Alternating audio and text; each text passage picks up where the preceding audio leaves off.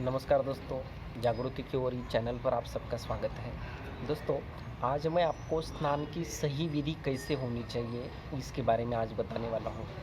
दोस्तों, हमारे जो ग्रंथ हैं, इसमें एक श्लोक आता है, शतं विहाय भोक्तव्यम सहस्रम स्नानम आचरेत लक्षम विहाय दातव्यम कोटि त्यक्त्वा हरिम भजेत। मतलब 100 काम छोड़कर भोजन कर लेना चाहिए, 1000 काम छोड़कर समय पर स्नान कर लेना चाहिए, लाखों काम छोड़कर समय आने पर योग्य समय पर दान कर लेना चाहिए और करोड़ों करोड़ों काम छोड़कर हरि का भजन, हरि का ध्यान, हरि का कीर्तन, हरि का सत्संग समय पर कर लेना चाहिए।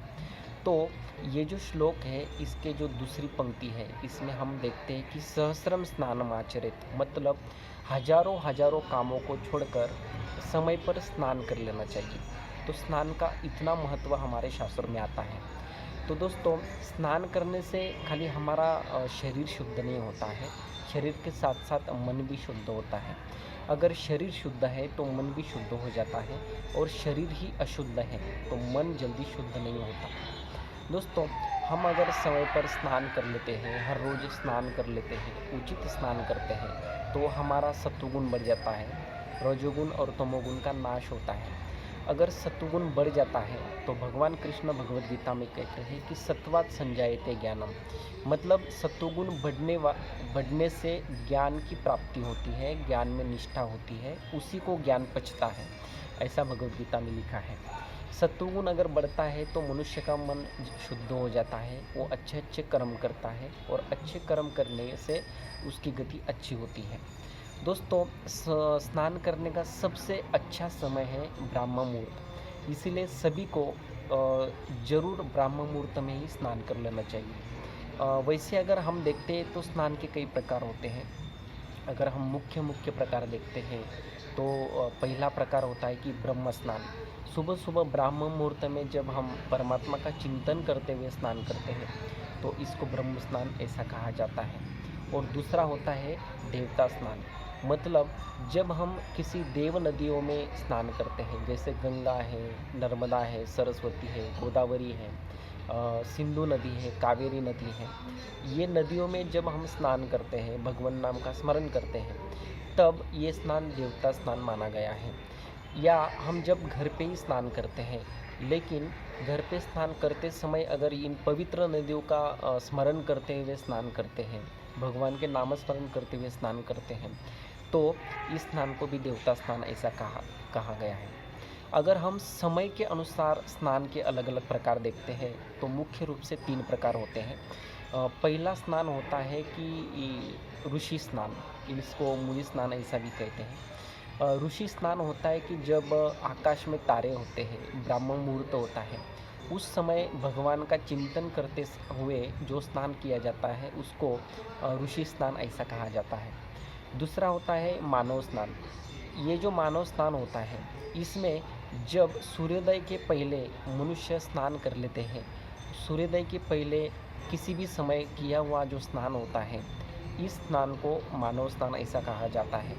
और तीसरा स्नान होता है दानव स्नान, मतलब सूर्योदय के बाद जो स्नान होता है, सूर्योदय के बाद बहुत जैसे 7-8 बजे, 8-9 बजे या दोपहर को जो स्नान होता है, सूर्योदय के बाद कुछ खा पी के नाश्ता करके जो स्नान होता है, ऐसे स्नान को दानव स्नान ऐसा कहा गया है। दोस्तों, अगर हम ऋषि स्नान करते हैं तो मतलब ब्राह्म मुहूर्त होता है, तारे होते हैं, उस समय स्नान करने से हमारा मन बहुत ही शुद्ध होता है, आभा खूब पवित्र हो जाती है, मन में अच्छे अच्छे विचार आ जाते हैं, सत्वगुण बढ़ता है, इसलिए इसको ऋषि स्नान कहा जाता है।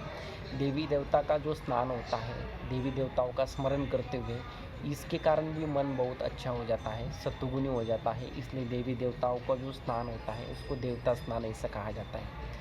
और जो मानव स्नान अपन कहते हैं, तो सूर्योदय के पहले अगर स्नान करते हैं तो मनुष्य में मनुष्यत्व का विकास होता है, सद्गुण विकसित होते हैं, पर दुख कातरता विकसित होते हैं, दया का भाव विकसित होता है, आरोग्य विकसित होता है, इसलिए इसको मनुष्य स्नान ऐसा कहते हैं। और जो दानव स्नान होता है, जो सूर्यास्त के बाद हम करते हैं, इस समय स्नान करने से रजोगुण बढ़ जाता है, तमोगुण बढ़ जाता है, मन विक्षुब्ध हो जाता है, मन में सतोगुण की इतनी वृद्धि नहीं होती है और मन में पवित्र विचार ज़्यादा नहीं आते हैं।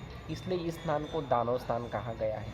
इस समय अगर करते हैं तो मन में कई कुविचार आ जाते हैं, मन के दुष्ट विचार जल्दी समाप्त नहीं होते, इसके लिए इसको दानव स्नान ऐसा कहा गया है। दोस्तों, हम स्नान कब करना चाहिए ये तो हमने देखा, स्नान कब नहीं करना चाहिए इसके बारे में अपन अभी देखते हैं। दोस्तों, कभी भी संध्या के समय, रात के समय या ग्रहण के समय स्नान नहीं करना चाहिए।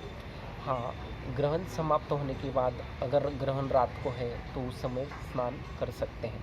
अब स्नान करने के लिए सबसे अच्छा समय तो हमने देख लिया, स्नान कब नहीं करना चाहिए ये भी हमने देख लिया। तो स्नान के बारे में एक भी और जो महत्वपूर्ण जानकारी है कि कभी भी भोजन के पहले और भोजन के तुरंत बाद स्नान नहीं करना चाहिए। ऐसा अगर करते हैं तो आरोग्य को बहुत ही हानि पहुंचती है। दोस्तों, जब बुखार होता है तब भी स्नान नहीं करना चाहिए। जब अतिसार होता है, बार बार टॉयलेट को जाना पड़ता है, उस समय भी स्नान नहीं